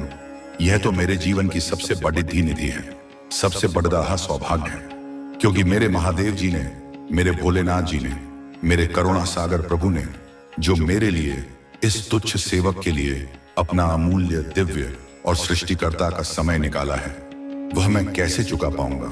किस जन्म में, किस पुण्य से उसका ऋण उतार पाऊंगा? यह तो असंभव है, यह तो अकल्पनीय है। जो कि मेरे प्रभु, त्रिलोक के स्वामी, देवों के देव स्वयं मेरे पास इस अधम के द्वार पर आए हैं और मैं अज्ञानी, मूर्ख और माया में फंसा हुआ उन्हें ही बार बार अपनी अज्ञानता के कारण, अपनी व्यस्तता का बहाना बनाकर, अपने अहंकार के वशीभूत होकर, इग्नोर करके, उनकी उपेक्षा करके, उनसे विमुख होकर जा रहा था। मैं उन्हें पहचान नहीं पा रहा था, मैं उनके संकेतों को समझ नहीं पा रहा था, मैं कुछ समझ नहीं पा रहा था, मैं दिग्भ्रमित था, मैं किन कर्तव्य विमूढ़ था कि कैसे क्या होना चाहिए, मेरे जीवन की दिशा क्या होनी चाहिए, मेरा लक्ष्य क्या होना चाहिए। जब मैं अपने जीवन के, अपने भक्ति के, अपने कर्तव्य के मार्ग से भटका हूं, विचलित हुआ हूं, निराश हुआ हूं, तब प्रत्येक बार मेरे महादेव जी ने, मेरे भोलेनाथ ने, मेरे कृपालु पिता ने मुझे उस अंधकारमय, कंटकाकीर्ण और विनाशकारी मार्ग से निकालकर सही, उज्ज्वल, कल्याणकारी और मुक्तिदायक मार्ग पर ले जाने का परम हितकारी कार्य किया है। जैसे एक नाविक भटकी हुई नौका को सही दिशा में ले जाता है, हमारे दयालु, करुणामय और भक्तवत्सल भोलेनाथ की दया दृष्टि, कृपा वर्षा सदैव निरंतर अपने भक्तों पर, अपने शरणागतों पर बरसाते ही रहते हैं। वे कभी अपने भक्तों को अकेला नहीं छोड़ देते, कभी निराश नहीं करते। मेरे बच्चे, इस संसार में, इस मृत्यु लोक में, इस कर्म भूमि में जो भी आया है, चाहे वह देवता हो, दानव हो, मानव हो या कोई अन्य प्राणी हो, उसे सुख और दुख दोनों को बारी बारी से अपने प्रारब्ध के अनुसार, अपने कर्मों के अनुसार झेलना पड़ी रहा है। यह सृष्टि का नियम है, यह जीवन का विधान है, इससे कोई बच नहीं सकता। आपने तो अपने धर्म ग्रंथों में, अपने पुराणों में, अपनी कथाओं में सुना ही होगा कि त्रेता युग में अवतरित मर्यादा पुरुषोत्तम भगवान श्री राम को भी, जो स्वयं भगवान विष्णु के अवतार थे, जो एक चक्रवर्ती सम्राट के ज्येष्ठ पुत्र थे, जो अयोध्या के राजकुमार थे, उन्हें भी अपने पिता के वचन की रक्षा के लिए, अपनी सौतेली माता कैकेयी की इच्छा पूर्ति के लिए 14 वर्ष के लंबे और कठिन वनवास के लिए जाना पड़ी रहा था। उन्हें राजसी सुखों को त्याग कर, वल्कल वस्त्र धारण कर, कंद मूल फल खाकर वनों में, पर्वतों पर, ऋषियों के आश्रमों में विचरण करना पड़ी रहा था। जबकि वह एक वैभवशाली राज्य के, एक शक्तिशाली साम्राज्य के राजकुमार थे। एक महान और प्रतापी राजा दशरथ के घर में उन्होंने जन्म लिया था। उनके पास किसी भी सुख सुविधा की कोई कमी नहीं थी। तब भी उन्हें इतने महान और दिव्य पुरुष को भी दुहक और संकटों का, वियोग और पीड़ा का सामना करना पड़ रहा था। उन्हें अपनी प्रिय पत्नी सीता का हरण सहना पड़ रहा था। उन्हें अपने भाई लक्ष्मण के मूर्छित होने का दुहक झेलना पड़ रहा था। उन्हें रावण जैसे शक्तिशाली शत्रु से युद्ध करना पड़ रहा था। जीवन में रहकर राजमहल के ऐश्वर्य को त्याग कर एक साधारण सी पत्तों और घास फूस से बनी झोपड़ी में, कुटिया में अपना 14 वर्ष का लंबा और कष्टप्रद जीवन बिताया था। और वहां पर वनों में उपलब्ध कंद मूल, फल फूल खाकर अपने जीवन को, अपनी देह को बिताया था। यह उनके त्याग, उनकी तितिक्षा और उनकी सहनशीलता का अनुपम उदाहरण है। उनकी कहानी, उनका जीवन वृत्तांत तो तुमसे भी, तुम्हारी पीड़ाओं से भी कहीं अधिक दर्दनाक, कष्टप्रद और हृदय विदारक थी। क्योंकि जिसके पास जन्म से ही हर प्रकार की सुख सुविधा, हर प्रकार का ऐश्वर्य, हर प्रकार का सम्मान उपलब्ध हो और उसे अचानक बिना किसी दोष के नंगे पैर, कांटों भरे पथरीले और दुर्गम मार्गों पर चलना पड़ रहे और कुश के, घास के कठोर आसन में भूमि पर सोना पड़ रहे, यह सहन करना कोई साधारण बात नहीं है। यह बहुत बढ़ रहती, अत्यंत कठिन और अकल्पनीय बात है। तुम तो एक बहुत ही साधारण, सामान्य और अभावग्रस्त व्यक्ति हो। तुमने तो जन्म से ही अनेक कष्ट देखे हैं, अनेक अभाव झेले हैं। इसलिए तुम्हें अपना दुख, अपनी पीड़ा बहुत बढ़ती, बहुत विकराल, बहुत असहनीय भली भांति स्पष्ट रूप से दिखाई दे रहा है। और यह स्वाभाविक भी है, क्योंकि प्रत्येक व्यक्ति को अपना ही दुख सबसे बड़ा लगता है। मेरे बच्चे, यहां तक कि तुम्हारे प्रिय नटखट और लीलाधारी कृष्ण कन्हैया भगवान श्री कृष्ण, जिन्होंने द्वापर युग में इस धरती पर, इस भारत भूमि पर अवतार लिया था, जन्म लिया था, वह भी इस धरती पर आकर अपने लीला काल में बहुत सारे अनेक प्रकार के दुखों को, संकटों को और चुनौतियों को देखा है, अनुभव किया है और उनसे सफलतापूर्वक पार पाया है। उन्होंने अपने जन्म से ही कष्ट देखे, कारागार में जन्म लिया, अपने माता पिता से बिछुड़ ना पड़ी था, कंस जैसे आताताई मामा का वध करना पड़ी था, महाभारत जैसे भीषण युद्ध का संचालन करना पड़ी था और अपने ही कुल यदुवंश का विनाश अपनी आंखों से देखना पड़ी था। उन्होंने अपने जीवन को, अपने उद्देश्यों को सही तरीके से धर्मानुसार चलाने के लिए, धर्म की स्थापना के लिए, अधर्म के नाश के लिए कठोर तपस्या, साधना और योग का आश्रय लिया है। और अपने आप को, अपनी आत्मा को, अपने शरीर को एक ताप के, एक अग्नि के लौह में, भट्टी में तपाया है, कुंदन बनाया है, जिससे वे संसार के लिए एक आदर्श, एक मार्गदर्शक, एक प्रकाश स्तंभ बन सकें। तो मेरे बच्चे, यदि तुम भगवान राम और भगवान कृष्ण की इन महान अवतारों की दुख भरी, संघर्षपूर्ण और प्रेरणादायक कहानी, जीवन गाथा जानते हो, समझते हो और उससे शिक्षा लेते हो, तो तुम अपने छोटे मोटे क्षणिक और सांसारिक दुख के बारे में कभी सोचोगे ही नहीं, कभी व्यथित नहीं होगे, कभी निराश नहीं होगे। तुम्हें अपने दुख उनके दुखों के सामने नगण्य प्रतीत होंगे। तो मेरे बच्चे, मेरा कहने का मतलब, मेरा अभिप्राय ये है कि जो भी यहाँ पर इस मृत्युलोक में, इस कर्म भूमि में आया है, जिसने भी जन्म लिया है, उसे थोड़ा बहुत अपने प्रारब्ध के अनुसार, अपने कर्मों के अनुसार दूर, कष्ट, तकलीफ, पीड़ा तो देखना पड़ी देता ही है। यह जीवन का एक अभिन्न अंग है, यह सृष्टि का एक अपरिहार्य नियम है। इससे कोई भी अछूता नहीं रह सकता। सबको, प्रत्येक प्राणी को हर तरीके से, हर समय केवल सुख ही सुख, आनंद ही आनंद प्राप्त नहीं हो जाता है। जीवन सुख दुख का, आशा निराशा का, मिलन वियोग का एक संगम है, एक चक्र है। परंतु मेरे बच्चे, तुम्हारी भक्ति, तुम्हारा समर्पण, तुम्हारी निष्ठा अपार है, असीम है, अतुलनीय है। उसकी कोई था नहीं है, उसकी कोई सीमा नहीं है। तुम्हारी श्रद्धा और विश्वास मुझ पर, अपने भोलेनाथ पर अटूट है, अडिग है, अचल है, हिमालय के समान अविचल है। इस श्रद्धा और विश्वास के, इस अमोघ शक्ति के चलते ही, इसी के कारण ही तुम्हारे महादेव जी, तुम्हारे भोलेनाथ तुमसे, तुम्हारी ही आत्मा से एक अदृश्य, दिव्य और प्रेम पूर्ण बंधन से जुड़े हुए हैं और तुम तक, तुम्हारी चेतना तक अपनी दिव्य, सकारात्मक और कल्याणकारी ऊर्जा निरंतर प्रतिक्षण पहुंचा रहे हैं।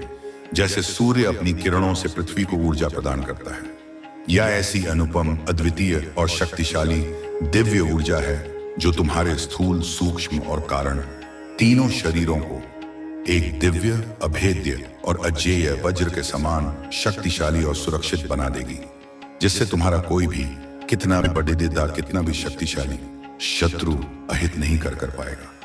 तुम्हें कोई हानि नहीं पहुंचा पाएगा और तुम पर, तुम्हारे जीवन पर, तुम्हारी खुशियों पर प्रहार करने वाला, तुम्हें कष्ट देने वाला, पहले ही तुम्हारे तेज को, तुम्हारी ऊर्जा को देखकर भयभीत होकर, बेचना, हताश और पराजित होकर गिर पड़ी देगा। उसका सारा अहंकार, सारा बल चूर चूर हो जाएगा। तुम्हारे सामने, तुम्हारी उस दिव्य शक्ति के समक्ष उसकी कुछ नहीं चलने वाली है। उसकी सारी योजनाएं, सारे षड्यंत्र विफल हो जाएंगे, जैसे सूर्य के सामने अंधकार नहीं टिक पाता। यह ऊर्जा, यह दिव्य शक्ति, यह सुरक्षा कवच तुम्हारे भोलेनाथ जी ने तुम्हारे लिए विशेष रूप से युगों युगों से तुम्हारी भक्ति के फलस्वरूप इकट्ठा करके, संचित करके रखी थी, जो कि तुम इसके, इस अनमोल निधि के पूर्ण पात्र थे, पूर्ण अधिकारी थे और इसके, इस दिव्य उपहार के योग्य भी थे। तुमने अपनी साधना से, अपनी निष्ठा से, अपनी पवित्रता से इसे अर्जित किया है। तुम्हारी हर एक स्थिति, चाहे वह कितनी भी प्रतिकूल हो, कितनी भी निराशाजनक हो, तुम्हारी हर एक निराशा, हर एक हताशा अब आशा में, उत्साह में और सफलता में बदलेगी। जैसे रात दिन में बदलती है, जैसे पतझड़ वसंत में बदलता है। जैसे जैसे तुम जीवन के मार्ग पर, भक्ति के पथ पर आगे की ओर, उन्नति की ओर बढ़ो, वैसे वैसे ही उसी अनुपात में तुम्हारे जीवन में, तुम्हारे भाग्य में, तुम्हारे कर्मों में सकारात्मक, शुभ और मंगलमय परिवर्तन, रूपांतरण शुरू हो जाएंगे। तुम्हें इसका स्पष्ट अनुभव होने लगेगा। एक ऐसा अभूतपूर्व, अकल्पनीय और जीवन परिवर्तन जो तुम्हारे जीवन में एक नई, उज्जवल और आशा की नई किरण को, नए प्रकाश को समाहित करेगा, संचारित करेगा और जागृत करेगा। तुम्हारे सोए हुए भाग्य को जगा देगा, तुम्हारे मुरझाए हुए जीवन में नव स्फूर्ति भर देगा। तुमने अभी तक अपने जीवन में मेरे उन छोटे मोटे सामान्य चमत्कारों का, मेरी उन साधारण कृपाओं का आभास किया था, अनुभव किया था, जो तुम्हारे जीवन में तुम्हारी दैनंदिन मूलक और तात्कालिक आवश्यकताओं को, छोटी मोटी इच्छाओं को पूर्ण किया था, तुम्हें तात्कालिक राहत प्रदान की थी। परंतु मेरे बच्चे, अभी तक तुमने मेरी उन महान, अद्भुत और अचिंत्य चमत्कारों का, मेरी उस विराट शक्ति का, मेरी उस असीम करुणा का आभास नहीं किया है, अनुभव नहीं किया है, जो तुम्हारे लिए, तुम्हारे कल्याण के लिए, तुम्हारे उत्थान के लिए बनती है, जो तुम्हारे भाग्य को बदल सकती है, जो तुम्हारे जीवन को रूपांतरित कर सकती है। परिस्थिति चाहे कितनी भी विकट हो, कितनी भी जटिल हो, और हर मूला, हर समस्या, हर बाधा हो सकता है तुम्हारे जीवन का एक नया अध्याय, एक नया मोड़, एक नया संकेत लेकर आए।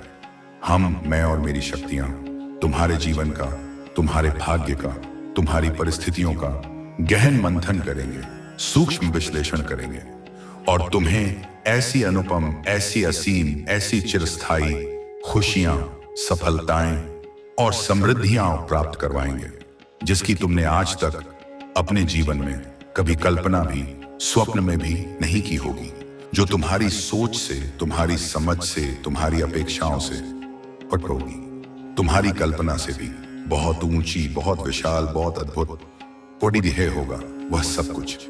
उसे महादेव जी का, तुम्हारे भोलेनाथ का साक्षात, प्रत्यक्ष और जीवंत चमत्कार होगा, जिसे देखकर तुम ही नहीं अपितु सारा संसार आश्चर्यचकित रह जाएगा और तुम्हारी भक्ति की, मेरी कृपा की गाथा गाएगा। मेरे को चाहिए थी तुम्हारी सच्ची श्रद्धा, तुम्हारा अटूट विश्वास, तुम्हारा निश्चल प्रेम, और वह तुमने मुझे दिया है। मेरी सहमति से, मेरी कृपा से, मेरे मार्गदर्शन से। तुम यदि इसी प्रकार भक्ति और निष्ठा के मार्ग पर आगे भी निरंतर अविचल भाव से चलता रहोगे, तो तुम कभी किसी भी क्षेत्र में, किसी भी परिस्थिति में हार नहीं मानोगे, पराजित नहीं होगे, निराश नहीं होगे, और ना ही किसी भी दौड़ में, किसी भी प्रतिस्पर्धा में पीछे रहोगे। तुम सदैव अग्रणी रहोगे, तुम सदैव विजयी रहोगे। तुम्हारे महादेव जी, तुम्हारे भोलेनाथ जी तुम्हें सबसे आगे, सबसे ऊंचे स्थान पर रखेंगे, और जो भी कुछ इस संसार में शुभ, मंगलमय और कल्याणकारी होगा, वह सबसे पहले तुम्हें प्राप्त होगा। तुम उसके प्रथम अधिकारी होगे। यह मेरा तुमसे वादा है, यह मेरा तुम्हें आशीर्वाद है। यह तुम्हारे महादेव जी का, तुम्हारे भोलेनाथ का, तुम्हारे बारे में, तुम्हारे भविष्य के बारे में, तुम्हारे कल्याण के बारे में दिखाओ प्रत्यक्ष और अटल प्रतिज्ञा है, जो कभी मिथ्या नहीं हो सकती। तुम्हारे महादेव जी तुमसे ऐसे ही बिना सोचे समझे इतना बड़ेदा, इतना महत्वपूर्ण वादा नहीं किया है। वे जो कहते हैं उसे पूर्ण करने का साहस, सामर्थ्य और संकल्प रखते हैं, तभी जाकर तुमसे, अपने प्रिय भक्त से यह वादा, यह वचन करते हैं। उनकी वाणी कभी असत्य नहीं होती। मेरे बच्चे, आगे चलकर भविष्य में तुम कैसे उन बड़ी भयानक और अप्रत्याशित मुसीबतों से, संकटों से, चुनौतियों से टकरा पाओगे, उनका सामना कर पाओगे, जो तुम्हारे जीवन में, तुम्हारे मार्ग में अवश्यम भावी रूप से आएंगे, क्योंकि जीवन संघर्ष का ही दूसरा नाम है। मेरे बच्चे, तुम्हें अपने दृढ़ विश्वास को, अपनी अटूट श्रद्धा को, अपनी अदम्य जिजीविषा को बनाए रखना है। उसे कभी कमजोर नहीं होने देना है, और इतना मजबूत, इतना शक्तिशाली, इतना अभेद्य बनाना है कि तुम्हारे सामने चाहे जो भी, कितनी भी बड़ी, कितनी भी भयानक मुसीबत आए, शत्रु आए, बाधा आए, उसका सामना तुम साहसपूर्वक, बुद्धिमत्तापूर्वक और सफलतापूर्वक करने में सक्षम रहो। तुम कभी भयभीत न हो, कभी विचलित न हो। तुम कभी भी किसी भी परिस्थिति में घबराओ मत, अपना धैर्य मत खो, और यह भी कभी अपने मन में नकारात्मक विचार मत सोचो कि मैं इस मुसीबत से, इस संकट से, इस चुनौती से छुटकारा कैसे पाऊंगा। यह तो मेरे सामर्थ्य से बाहर है, या मैं इस विकट समस्या से छुटकारा पाने में सक्षम नहीं हूं। मैं असहाय हूं, मैं निर्बल हूं। जब तुम अपने मन के, अपने आत्मबल के उत्साह को, अपनी आंतरिक शक्ति को बनाकर, जगाकर ऊपर उठाओगे, और उस मुसीबत का, उस चुनौती का सिंह के समान निर्भीकता पूर्वक सामना करोगे तो स्वतः ही बिना किसी विशेष प्रयास के तुम्हारी जीत हो जाएगी, तुम्हारी विजय सुनिश्चित हो जाएगी और उस मुसीबत की, उस शत्रु की, उस बाधा की हार हो जाएगी। वह पराजित होकर भाग जाएगी। जैसे सिंह की दहाड़ सुनकर छोटे जानवर भाग जाते हैं, इसी प्रकार से, इसी संघर्ष और विजय के क्रम से तो सभी के, प्रत्येक प्राणी के जीवन चलते हैं। यही जीवन का यथार्थ है, यही सृष्टि का नियम है। तुमने अपने आसपास, अपने समाज में देखा होगा कि जितने भी लोग आज अपने घरों में सुख सुविधाओं के साथ आराम से, चैन से रह रहे हैं, जिनके पास सब कुछ, धन दौलत, मान सम्मान, सुख शांति है, वह एक सक्सेस, एक सफल, एक प्रतिष्ठित आदमी है, व्यक्तित्व है। तो उन्होंने भी अपने जीवन में पहले कभी अपने संघर्ष के दिनों में इतनी ही या इससे भी अधिक दुख और तकलीफ, कष्ट और पीड़ा, अभाव और अपमान उठाए हैं, सहे हैं, उनसे जूझे हैं और उन पर विजय प्राप्त की है। ऐसे ही नहीं, बिना किसी प्रयास के, बिना किसी त्याग के, बिना किसी तपस्या के उन्हें इतना सब कुछ, यह सुख समृद्धि, यह मान सम्मान, यह सफलता मिल गया है। इसके पीछे उनकी वर्षों की मेहनत, लगन और निष्ठा छिपी हुई है।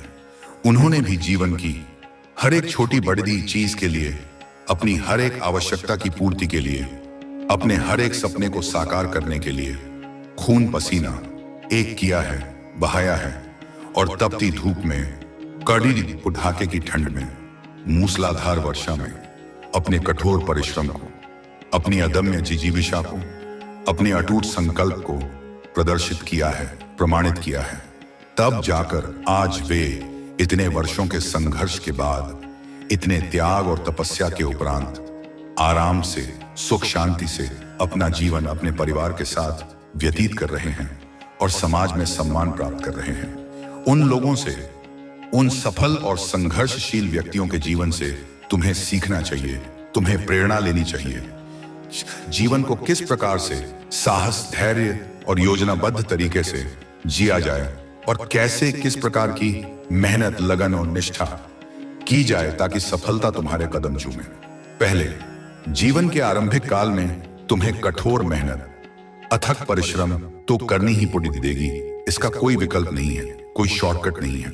कितनी मेहनत, कितना परिश्रम, कितना संघर्ष करनी पड़ेगी, ये तुम्हारे भाग्य के, तुम्हारे प्रारब्ध के, तुम्हारे संचित कर्मों के और तुम्हारे संकल्प की दृढ़ता के अनुसार है। और बाद में जब तुम अपने अथक प्रयासों से, अपनी अटूट निष्ठा से सफल हो जाओगे, अपने लक्ष्य को प्राप्त कर लोगे, तो तुम्हारी वह सारी मेहनत, तुम्हारा वह सारा त्याग, तुम्हारा वह सारा पसीना तुम्हारे काम आ जाएगी, वह व्यर्थ नहीं जाएगी और तुम ऐशो आराम से, सुख शांति से, समृद्धि और सम्मान के साथ अपना जीवन अपने परिवार के साथ व्यतीत करोगे। तुम्हें कभी भी जीवन में उन छोटी छोटी या बड़ी चीजों के लिए, उन सुख सुविधाओं के लिए, उन अवसरों के लिए तरसना नहीं पड़ेगा जिनके लिए तुम आज वर्तमान में तरस रहे हो, जिनके लिए तुम आज संघर्ष कर रहे हो, जिनके लिए तुम आज अभाव महसूस कर रहे हो। अगर यही बात, यही जीवन का सत्य, यही सफलता का रहस्य तुम बहुत पहले अपने जीवन के आरंभ में ही सोच लेते, समझ लेते और आत्मसात कर लेते, अगर यही ज्ञान तुम्हें पहले हो जाता, तो आज यह कठिन दिन, यह संघर्षपूर्ण समय, यह अभावग्रस्त जीवन तुम्हें देखते ही ना पड़ी आंखने। तुम कब के सफल हो चुके होते, तुम कब के अपने लक्ष्य को प्राप्त कर चुके होते। मुझे तुम्हें अपने प्रिय भक्त को दुख देकर या पीड़ा देकर या कष्ट में देखकर कि मुझे कोई प्रसन्नता, कोई आनंद, कोई सुख नहीं होती है, अपितु मेरा हृदय भी तुम्हारे दुख से दुखी होता है, तुम्हारी पीड़ा से व्यथित होता है। परंतु तुम्हारे जीवन में कुछ कठिनाइयां, कुछ बाधाएं, कुछ परीक्षाएं इसलिए प्रकट की जाती हैं, इसलिए भेजी जाती हैं, ताकि तुम उन विषम परिस्थितियों से, उन कठिन चुनौतियों से सीख सको, अनुभव प्राप्त कर सको और भविष्य के लिए स्वयं को अधिक मजबूत, अधिक सक्षम और अधिक बुद्धिमान बना सको। उन कठिन समय का, उन संघर्षपूर्ण क्षणों का आभास कर सको, उन्हें महसूस कर सको, जो तुम्हारे जीवन में प्रारब्ध के अनुसार या तुम्हारी अपनी गलतियों के कारण चल रहे हैं और तुम उनका साहसपूर्वक, धैर्यपूर्वक और योजनाबद्ध तरीके से सामना करने का प्रयत्न कर सको। उनसे हार न मानो, उनसे भागो नहीं। मैं यह देखना चाहता हूं, मैं यह परखना चाहता हूं कि तुम किस प्रकार से, कितनी दृढ़ता से, कितनी बुद्धिमत्ता से और कितनी निष्ठा से इन कठिन परिस्थितियों का, इन जीवन की परीक्षाओं का सामना करते हो। तुम टूटते हो या और मजबूत होते हो। जब लोहे को भयंकर अग्नि में तपाया जाता है, उसे लाल सुर्ख किया जाता है, तभी वह पिघलकर मुलायम होकर एक उपयोगी, मजबूत और मूल्यवान औजार का या किसी आभूषण का रूप धारण करता है। अन्यथा वह एक साधारण सा, अनुपयोगी और सस्ता धातु का टुकड़ा ही रहता है। उसे कितना तपाया जाता है, उसे कितनी बार अग्नि में डाला और निकाला जाता है, उसे कितना एक भारी शक्तिशाली हथौड़े से बार बार कूट कूट कर, पीट पीट कर एक निश्चित, सुंदर और उपयोगी आकार दिया जाता है। यह प्रक्रिया अत्यंत कष्टकारी होती है, परंतु आवश्यक भी।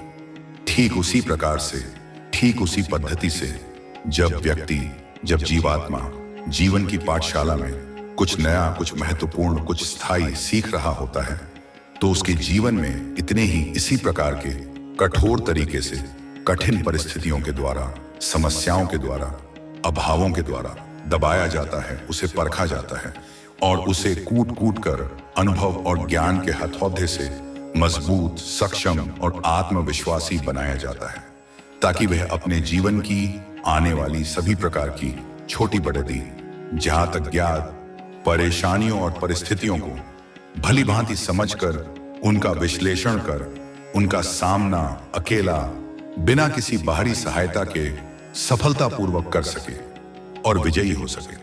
क्योंकि मेरे बच्चे, यह कटु सत्य है कि हर समय, प्रत्येक परिस्थिति में तुम्हारा साथ देने के लिए, तुम्हारी सहायता करने के लिए तुम्हारे पास कोई न कोई उपस्थित नहीं होगा। तुम्हें अकेले ही अपनी लड़ाई लड़नी होगी। तुम्हें अकेले ही अपने मार्ग का निर्माण करना होगा। तुम्हें उसके लिए, अपनी आत्मरक्षा के लिए, अपनी उन्नति के लिए, अपनी सफलता के लिए स्वयं ही अपने बल पर, अपनी बुद्धि पर, अपने साहस पर लद्दाना पड़ेगा, संघर्ष करना पड़ेगा। जब तक कि तुम्हारा अच्छा समय है, जब तक तुम्हारे पास धन दौलत है, जब तक तुम्हारे पास पद प्रतिष्ठा है, तब तक की तरह तुम्हारे साथ, तुम्हारे आसपास बहुत से स्वार्थी और मतलबी लोग भी रहेंगे। वे तुम्हारी प्रशंसा करेंगे, वे तुम्हारे मित्र बने रहेंगे। फिर जब तुम्हारा बुरा समय आएगा, जब तुम संकट में होगे, जब तुम अभाव में होगे, तो वे सब तुम्हें छोड़ कर चले जाएंगे। तब तुम्हें अकेले ही, नितांत अकेले ही रहना पड़ेगा और अकेले ही हर विषम परिस्थिति को, हर कठिन चुनौती को भली भांति समझकर, उसका विश्लेषण कर, उसका सामना पूरी शक्ति और साहस से करना पड़ेगा। तुम्हें कोई सहारा देने वाला नहीं होगा। फिर वह परिस्थिति, वह चुनौती, वह समस्या